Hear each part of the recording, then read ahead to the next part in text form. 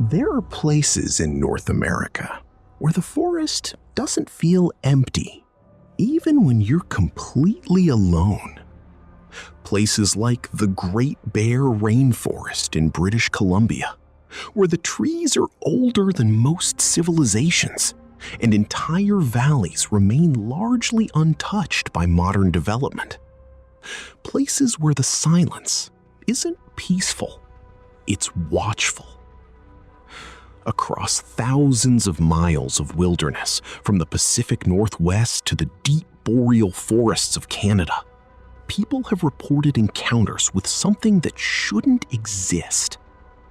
A creature that walks like a human, but isn't human. A presence that leaves behind tracks, but never a body. They call it Bigfoot. But that name is far newer than the mystery itself.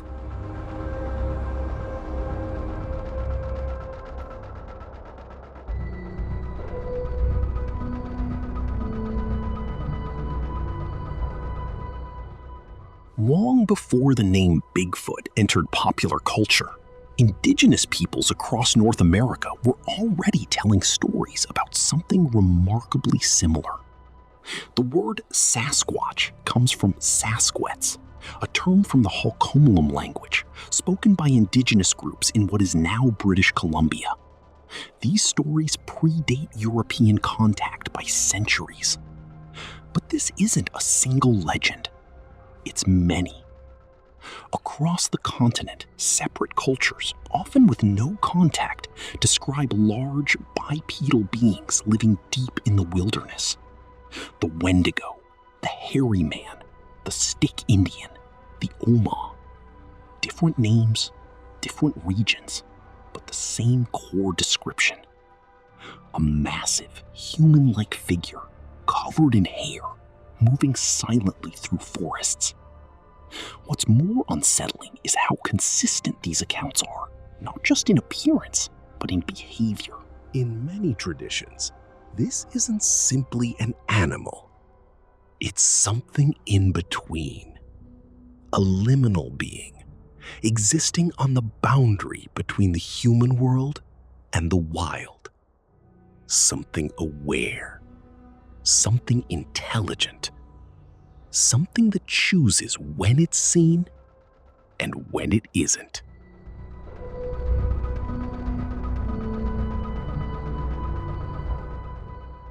Then, in 1958, everything changed. At a construction site near Bluff Creek, California, workers began finding enormous footprints, far larger than any known animal. The story was picked up by local newspapers. The term Bigfoot was born. And from that moment forward, an ancient mystery was rebranded for the modern world.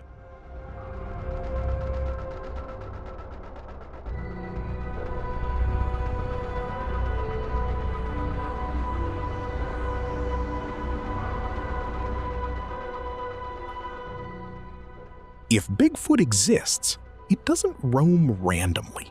Sightings aren't evenly distributed. They cluster heavily. The highest concentration of reports comes from the Pacific Northwest, Washington, Oregon, and Northern California. But the pattern doesn't stop there. The Appalachian Mountains, the forests of Ontario, the vast wilderness corridors of British Columbia. Even isolated reports from the Northwest Territories. At first glance, these locations seem disconnected. But look closer, and a pattern emerges. Old-growth forests, remote river valleys, mountainous terrain, often above 3,000 feet, areas with dense populations of deer and elk, reliable water sources, rivers, lakes, wetlands. In other words, places that can sustain a large, intelligent, omnivorous creature while offering near-perfect concealment. And concealment matters, because one of the most consistent elements in eyewitness reports is that the creature avoids being seen. encounters rarely happen in open terrain. They happen at the edges of visibility, at the tree line, across rivers, through thick brush. Witnesses don't describe chasing Bigfoot. They describe glimpsing it, and then losing it.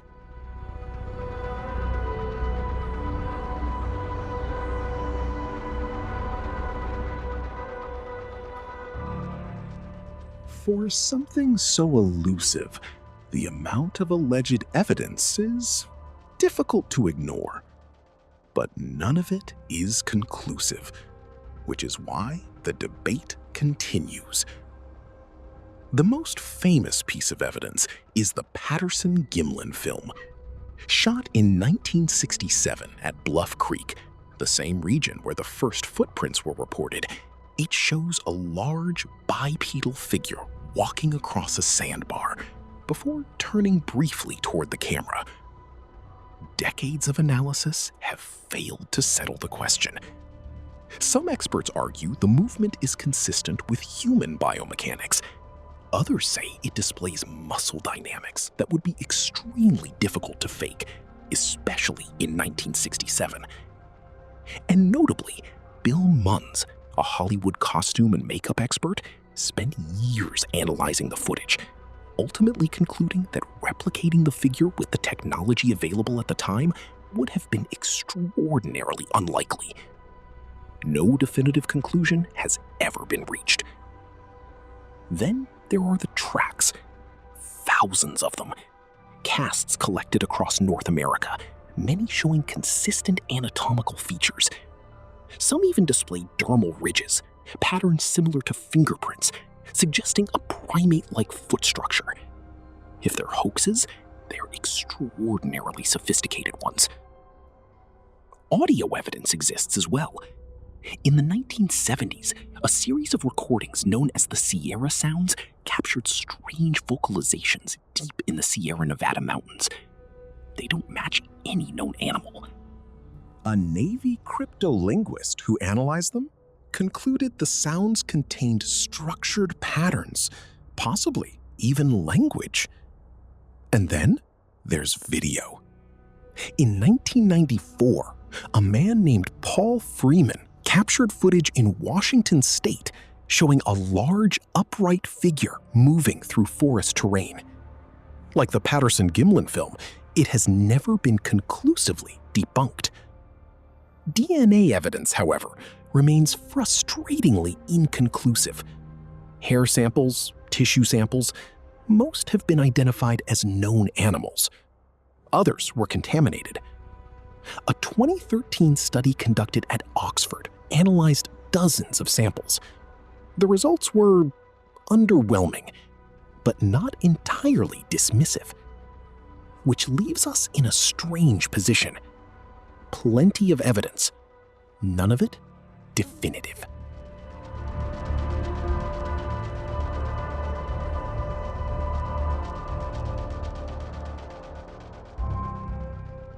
The divide between skeptics and believers isn't just about evidence, it's about interpretation.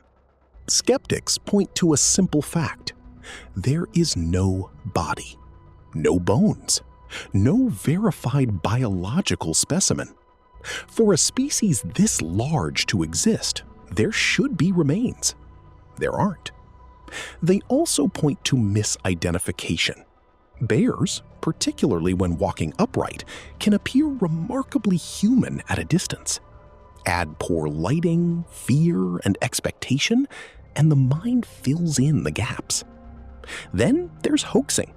It's real. It's documented. Ray Wallace, one of the figures connected to the original Bluff Creek tracks, later admitted to faking footprints. For skeptics, this undermines the entire narrative. And finally, there's the population problem. A species capable of sustaining itself would require a breeding population. Hundreds, if not thousands, of individuals. That many animals should leave far more evidence, far more traces, far more remains. But even this point isn't entirely dismissive. Some researchers argue that when you combine the vast, contiguous wilderness of the Pacific Northwest with the Canadian boreal forest corridor, a low-density but viable population isn't outside the realm of possibility. Believers build from there. They point to the witnesses, thousands of them, hunters, law enforcement officers, wildlife biologists, people trained to observe the natural world, people with strong professional incentives not to report something like this. And yet, they do. They point to Indigenous traditions, independent, consistent, and far older than modern folklore. They point to the sheer scale of the wilderness. The Pacific Northwest and the Canadian boreal forest are vast, far larger and far less explored than most people realize. Entire regions remain effectively unsearched. And perhaps most compelling of all, they point to history. There was a time when gorillas were considered myth, stories told by locals, dismissed by Western science, until 1902, when one was finally confirmed.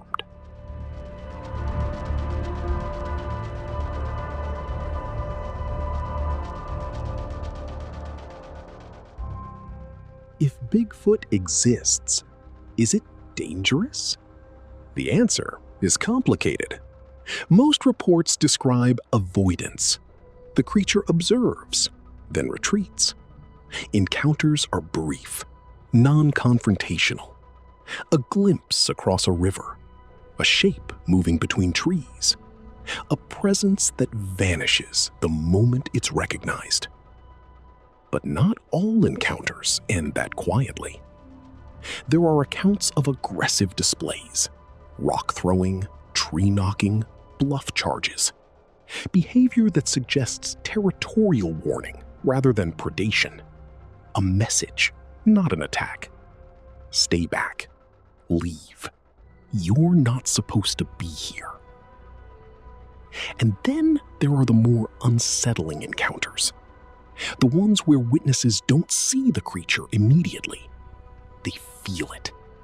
The sense of being watched, of not being alone, only to realize later something had been observing them for far longer than they were aware. No verified fatalities have ever been attributed to Bigfoot, but that absence doesn't equal safety. A large, intelligent, unknown primate, if that's what it is, would be inherently unpredictable.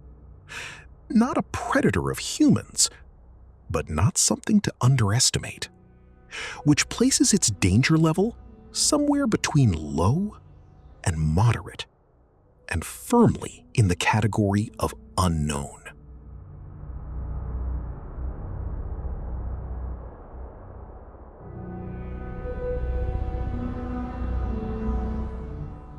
So what happens if you encounter one? First, don't pursue it. Experienced wilderness researchers are nearly unanimous on this point. The creature appears to disengage when not pressured. Following it may escalate the situation. In many ways, seasoned hunters recommend treating the encounter like an unexpected bear encounter. Respect distance. Avoid escalation. Assume the animal is aware of you long before you're aware of it. Avoid direct eye contact. In primates, prolonged eye contact can be interpreted as aggression. Stay calm. Move slowly. Give it space. And more importantly, give it an exit route. Cornered animals are unpredictable. And whatever Bigfoot is, it behaves like one. Do not run. Running can trigger a pursuit instinct in many large animals. Instead, create distance deliberately. Control your movement. Control your breathing. Make yourself predictable, not threatening.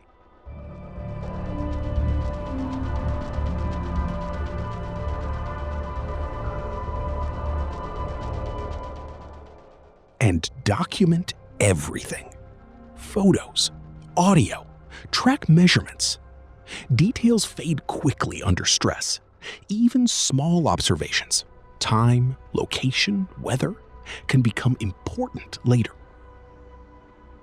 Finally, report the encounter.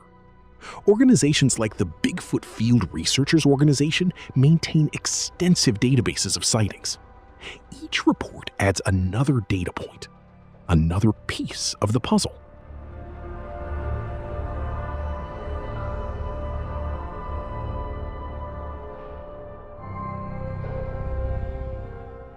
Bigfoot exists in a strange space between myth and possibility, between culture and biology. It is one of the few mysteries that hasn't faded with time. If anything, it's grown.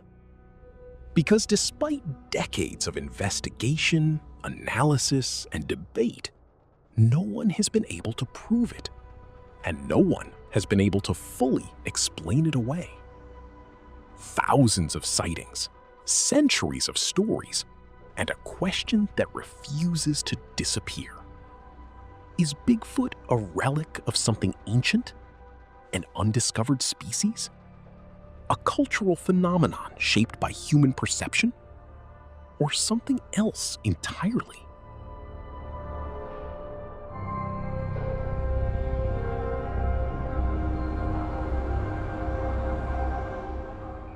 Out there, in the forests where the map fades into green, there are still places where you can walk for days and never see another human being. Places where something could exist without ever being found. And maybe that's exactly the point.